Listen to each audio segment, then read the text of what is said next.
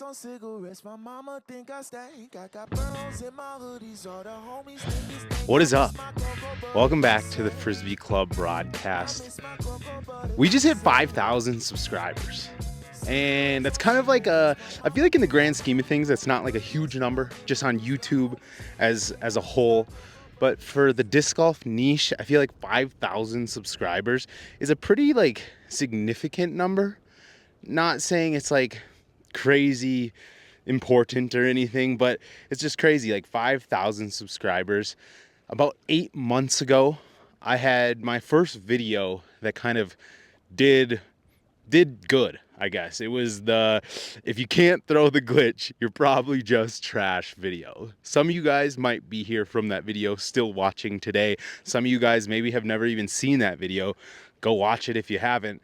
Some of you are probably new. We've gained like a decent, few hundred subscribers in the last week or so. And I guess today's episode of the Frisbee Club BRODcast is basically just going to be me talking a little bit about the journey of this channel, talking a little bit about myself, talking a little bit about van life. Some of you may know, some of you may not even know. About 2 months ago, me and Paula, my girlfriend, the DGB queen, we moved into a van, a Mercedes Sprinter. We built it out all last summer, or all summer. It's still kind of summer, not really. We built it out this summer back home in Minnesota, and we hit the road. And now we're living in it, making YouTube content full time. Paula works online for a fitness app. She works for Fitness Culture, if you know what that is at all. And yeah, so I figured 5,000 subscribers. Last time I kind of sat down and I feel like really talked about myself was, I think when I was right around maybe 2,500, I did a Q&A in my backyard back in Nashville. And that kind of feels crazy thinking back to Nashville. Feels like so long ago, which is also crazy because I think it was only maybe 4 months ago at this point. I lived in Nashville, Tennessee. I was playing Seven Oaks daily. Cane Ridge, me and Ethan slinging frisbees, and we started a channel. I've talked about it a little bit, mainly in that Q&A, but if you don't know, basically 2 years, for the 2 years kind of before I lived in Nashville for about 8 months, I was a freelance videographer in Arizona, in the Phoenix area. I was kind of chasing that dream at the time, is what I thought it was. Pretty much moved to Arizona mid-COVID, and I was like, I've always made videos or like liked video and content. I'm like, I'm going to be a freelance videographer. I thought that was kind of going to be my answer to everything. And I did it for a couple years. I don't want to say I was like successful in it, but I did it as my full-time job for, probably right around 2 years. And it was when I moved to Nashville, the initial thought was, I want to be a freelance videographer in the music industry. I want to like go on tour. I want to capture music and capture like the emotion and the idea behind it. And I want to do that. And pretty much right when I got to Nashville, I quickly realized that videography is cool and as great as a job as it can be, and being a videographer, when it really came down to it, at least in my opinion, all it was I work for other people and I capture their dreams, and I kind of, everything I'm doing is based on someone else's life. And I quickly realized that I didn't want to do that anymore. And so I kind of just gave it up. I kind of just quit. I didn't take a video. I didn't take a photo. I didn't do anything for a few months. And I kind of hit I kind of hit like rock bottom. I was living in Nashville. I quickly realized I did not want to do what I thought I wanted to do when I moved there. And plain and simple, I did like nothing for months besides basically play disc golf. This was before this channel even started. And then me and Ethan, I'm sure many of you know Ethan. Some of you might not, because he hasn't been in a video now for a few months. Obviously, I'm on the road in Montana right now. But we started just one day, I was like, bro, let's just like start filming some content. It was an idea that, I had been wanting to do for a while. So we filmed a couple videos out at Seven Oaks, and they were fucking horrible. Probably some of the worst videos ever. I'd tell you to go back and watch them, but don't. They're so bad because when I initially started filming the disc golf videos, I wanted them to be like very raw and like I didn't want to try. So I obviously had like somewhat of a skill set of like being a videographer. I when it comes to the like being a videographer, you know, there's beginners, experts. I'm probably like a couple notches above a beginner. I know how to make a video, nothing special. But those first few disc golf videos, I was kind of just like, man, I just want to film it and kind of just like see what happens, put it out there, and kind of just make some disc golf content. So we made like 4 or 5 videos. They got like maybe 100 views, and you know, it was just fun. It was fun. And then we made a video reviewing the Discraft Pulse. That video did like 1,000 views in like a week, and I kind of saw that and I was like, damn, like that's pretty good. Okay, so this is like a thing. I don't know, I saw that 1,000 views number and I was like, all right. It kind of like flipped a switch in my head where I was like, I think like I could do this. I think if I put all my time and energy into this one thing, I think it'd be worth it. And so from there, we kind of started putting out like 2 videos a week for a few weeks, and then I was kind of like, I'm gonna try and do like 3 or 4, and let me just try and put out as many videos as I possibly can. And then that's pretty much what I did. I saw that 1,000 one time, and I kind of got hooked. And then the glitch video, the you're probably trash, or if you can't throw the glitch, you're probably just trash video. I want to say it got like maybe 5,000 views, maybe a little more, could be less. I can't totally remember. It was a while ago, about 8 months ago. But that was the first video where I kind of saw an uptick in subscriptions. Like I got a good chunk of subscribers from that video. And I was like, holy shit, okay. And then it was like balls to the wall from there. Fast forward to now, and we just hit 5,000 subs. If I'm being completely honest, I thought we'd hit 5,000 a little bit faster because when I first had that initial uptick of subscribers, I gained 1,000 subscribers a month for 3 months straight. And then I think it took me probably the last 4 months to gain like 2,000 more, which I'm not complaining at all. I've also come to the realization that subscribers don't actually mean a ton because my views are exactly the same, if not worse, than when I had 2,500 subscribers. Kind of sucks. So I guess the subscription number is just kind of like a vanity metric that obviously looks cool, but the views, I think the title, thumbnail, and the YouTube algorithm, if you can just hit that with a good title and thumbnail, that's more important than like your actual subscribers, because YouTube kind of fucks us on like showing the videos to a feed. Anyways, but yeah, so that's kind of like, I guess, a little bit of the background of like why I got into doing this and why 8 months in, we're at 5,000 subscribers. I'm doing this full time on the road, living in a van. And now I put the little, you know, whatever you call this when I say full time, because I put in over full time hours. I work on this channel almost every single day. It's the only thing that's ever on my mind. But if my hourly wage was broken down, I probably make like a few dollars an hour. So it's like hard to talk. It's hard to call it like a full-time job when I don't make a full-time income, but I put in like over full-time hours. Once again, not complaining. It's just the reality of YouTube disc golf as a whole is you got to put in a lot to get not a lot out financially, but you can get a lot out of it uh, internally, I guess, or you can put a lot into it and really get a lot back just feeling good and enjoying what you're doing with your life, I guess, is kind of how I would put it. It's been crazy because the growth that this channel has seen has been pretty substantial. You know, there's obviously a few creators out in the disc golf scene right now. I would include myself into that group of like, we've grown fast. We've made this into somewhat of a career path. And it's crazy kind of that it's even happening. It actually still blows my mind that this disc golf content thing is becoming a thing. It's becoming a real, like, feasible thing. And I guess it's just been wild the last couple months being here in Montana. Is that I've met so many people and I've had so many great conversations with people out on the course that, watch the videos. I remember back in Nashville, I had like a month span, kind of when the channel really started blowing up, where I would meet at least one person who watches the channel every time that I went to a disc golf course.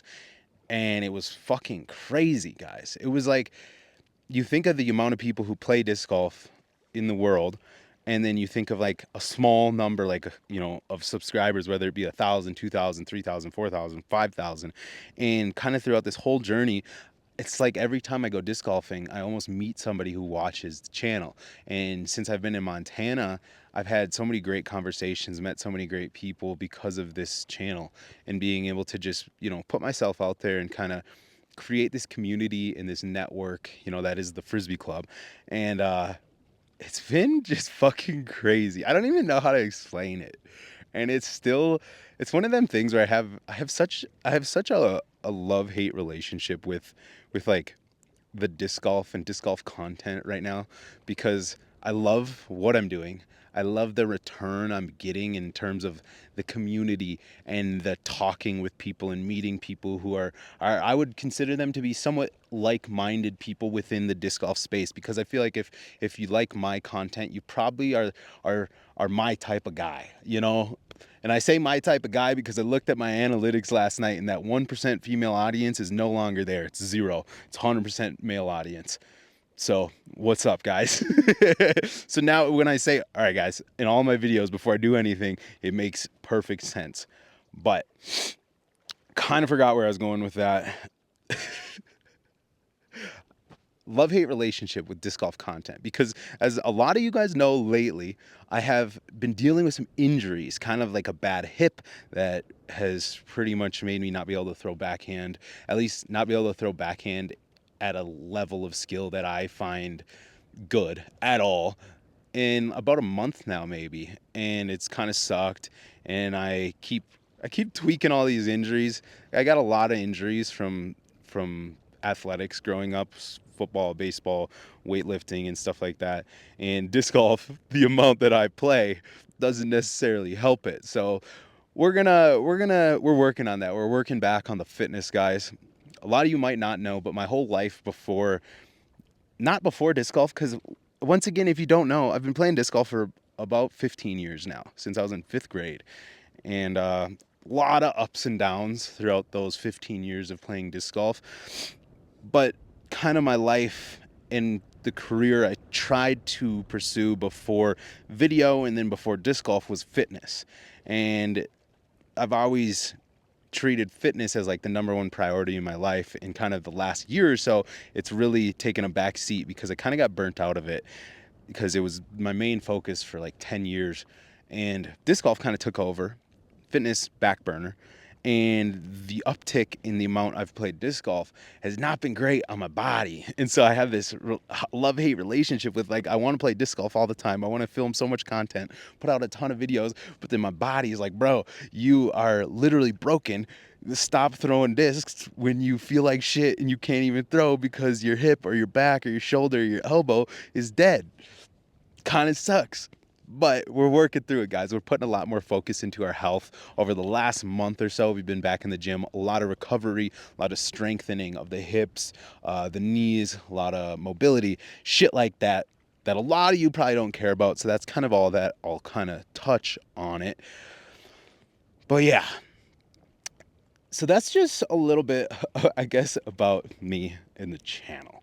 Uh, Going forward, I'm not going to say there's going to be a lot of changes right now, but one thing that you might notice more of, and I hope a lot of you guys maybe either find value, and I think it'll still be the same style of content overall, but I've I think I've reignited the love of competition and the competition within disc golf, because some of you have probably seen my video kind of talking about the reason why you've probably never heard me really talk about competitive tournament disc golf. You've never seen me play a tournament, and that's kind of changing, because I put so much time and effort into this sport, and I love this sport. and I love competing.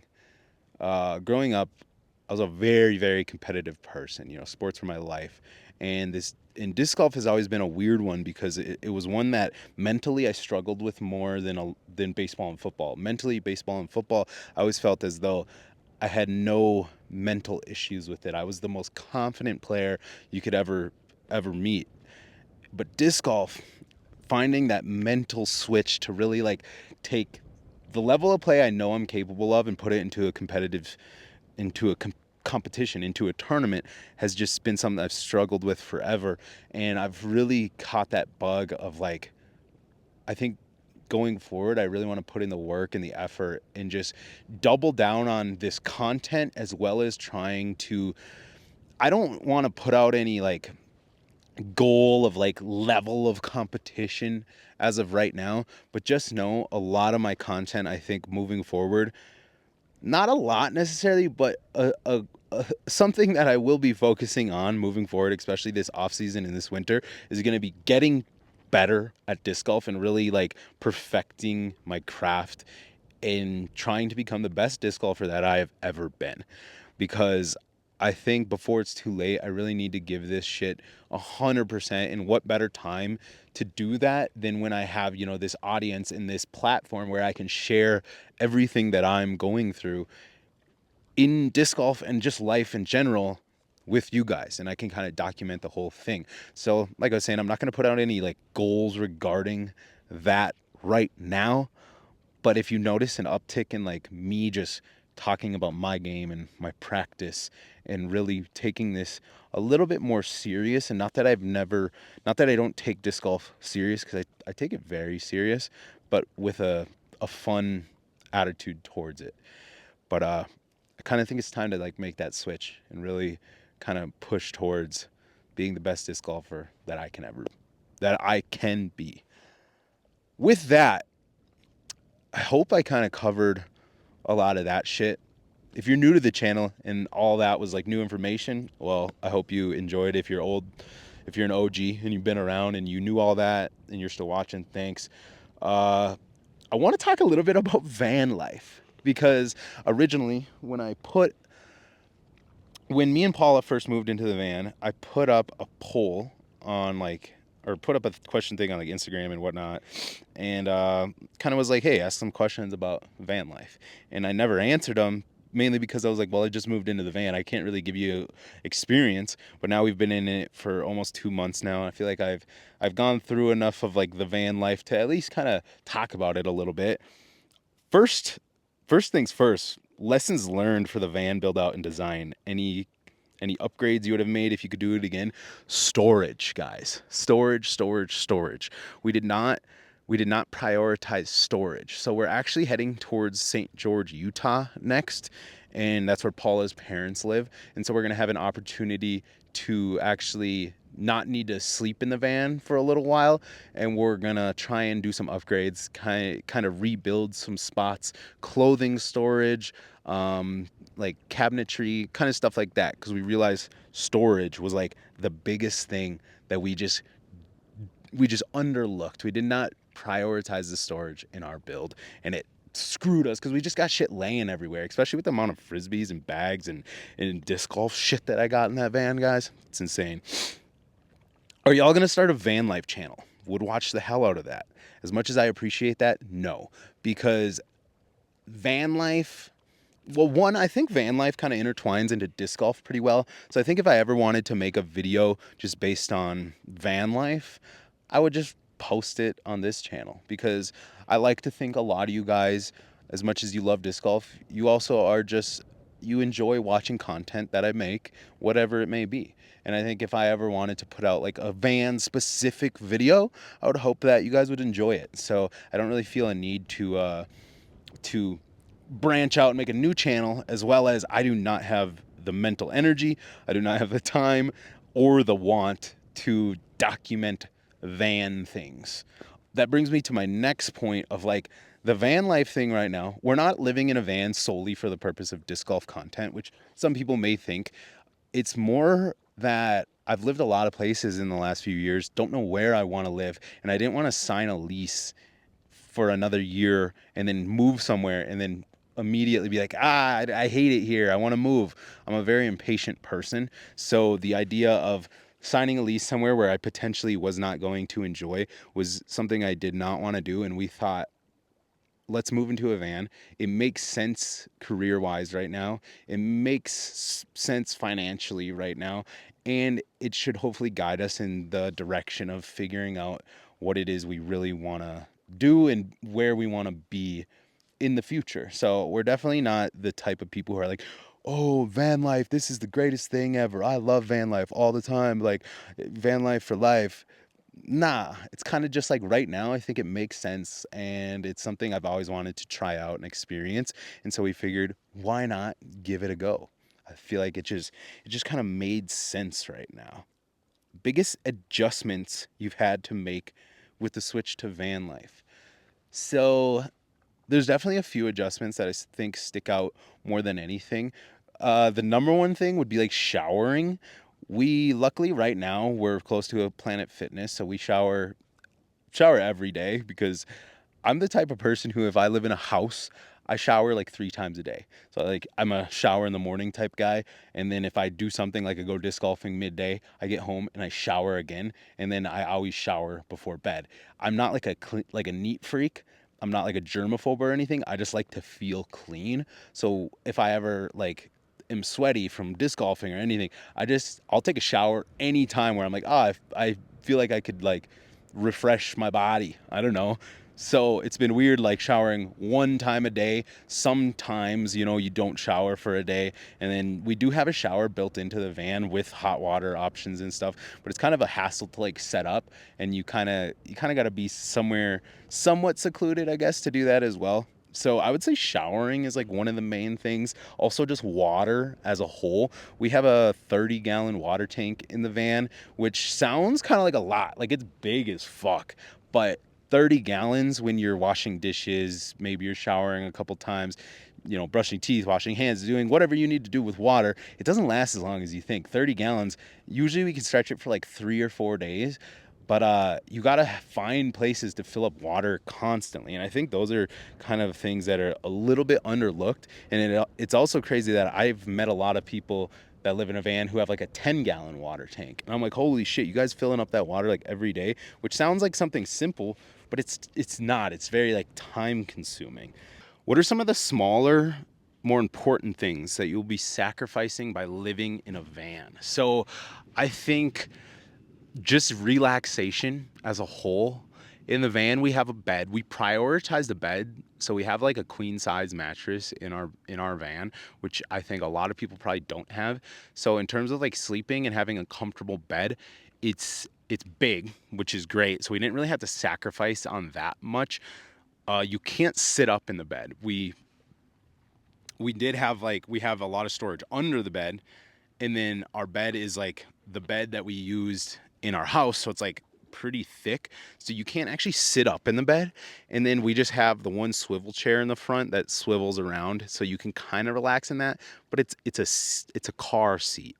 They're not the comfiest. And then we have a bench just made out of wood, once again not that comfortable. So I would say just your everyday like relaxation and comfort of life is you don't get a ton of that. You kind of have to, you're always in the presence of people, whether you're like in a park or you're just sitting in like a Walmart parking lot or a Cracker Barrel parking lot, or van life isn't all, especially when you need like internet frequently to like do your job.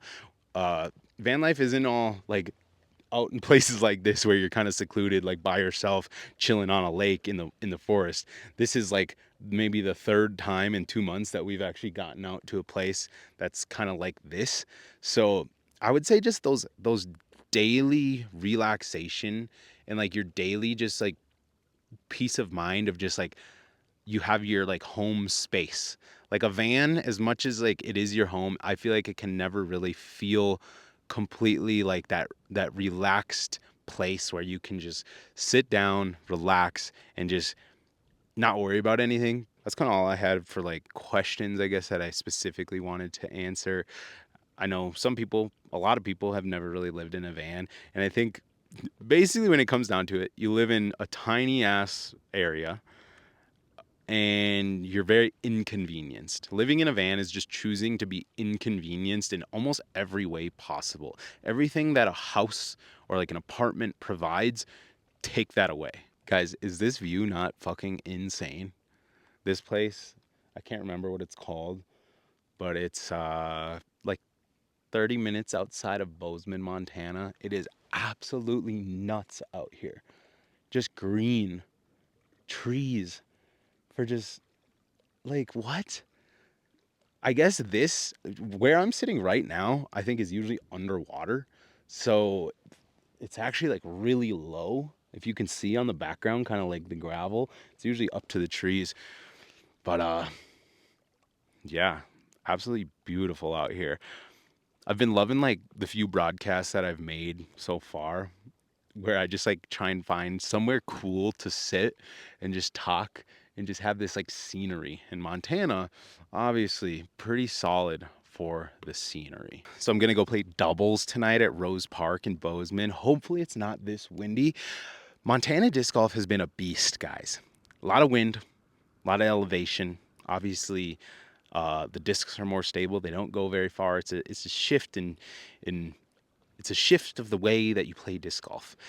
And I'd be lying if I said I wasn't ready to kind of move on from Montana disc golf, but it has been very, very enjoyable, very fun. It's been a new experience. I've got to meet so many good people here in Montana. Utah next. I lived in Utah for about 3 months, like a year and a half ago. I'm gonna be hitting Salt Lake City. So if you're in Salt Lake and you want to potentially get around in, let me know because that could happen. I'm not gonna put any dates out there yet because I don't really know. But we're heading through Salt Lake. Also, anyone that is a local to the fort, I'm trying to play the fort when we get into Utah. I need to film out there. So if you're a local to there, hit me up, please. Utah disc golf. I lived in the St. George area for about 3 months. Man, not the best disc golf out there, guys. Not gonna lie. Not gonna lie. I'll be honest with you. When you're from the Midwest, Minnesota, you got Wisconsin, like disc golf's good up there. And it's a different style of disc golf down here. And plain and simple, I don't enjoy it as much. Which is just it's part of life, you know? I'm not always gonna enjoy the disc golf you get to play, but I still get to play disc golf whenever I want, all the time. So better than not being able to do that. Utah disc golf next. Going to be an experience once again. I'm excited to kind of play the northern Utah courses because when I was living in St. George, I did not play anything up in like Salt Lake area. So I'm excited to check those out. Get down to Utah for maybe about a month, and then we're headed to AZ for the winter. Which once again, I'm not a big fan of Arizona disc golf. I lived in Arizona for 2 years. It kind of blows out there.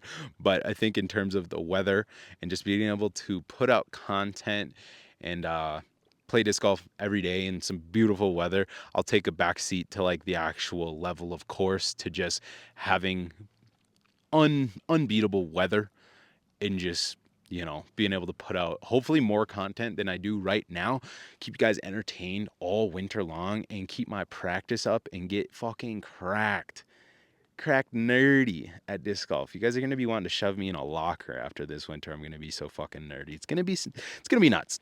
Not going to lie. Anyways, guys, thanks for 5K subs. Means a lot to have a lot of you guys supporting what I'm doing. It's dope. Every time I think about the fact that like there's now a spot for creator first disc golfers, I guess I'd call it, to like make a career or push towards a career in the disc golf space. Things are changing, and it's crazy to see because I've been in the disc golf scene for a lot of years. I've kind of seen all the changes that this sport has gone through, and I feel like to be a big part of like kind of not a big part, but to be a part of this new wave of kind of disc golf and kind of the direction that disc golf is moving in. I'm happy to be part of it. Uh, yeah, so can't thank you guys enough. Few quick things. New Frisbee Club hat, just the OG embroidery in this kind of soft top 5-panel hat available. The handshake emoji version of this also available. Also, bag Velcro patches will be available soon. I'll keep you guys updated on those. I've had a lot of people message me being like, bro, we need Velcro patches. And I'm like, I know, dude. So they're in the works. They're hopefully like getting shipped out right now. And those will be available shortly. Also, this is what I was going to talk about. I knew I was forgetting something. Comment down below like what you think. What style of content is your favorite? What style of content do you want to see more of? What from me do you want to see more of? Do you want to see more of my life? Do you want to see more of disc golf? Do you want to see more of me practicing? Do you want to see more tips? Do you just want to see me fucking around on the disc golf course? Do you just want to see casual rounds? What do you want to see from the Frisbee Club, from me going forward? Because this is just the beginning, guys. We're like 8 months into this, believe it or not. It's felt like so much longer, but it really hasn't been that long since I've been doing this on like a consistent like basis, and it's crazy. So cannot thank you guys enough. Thank you for watching. I'll shut up now. We will see you in the next one. Where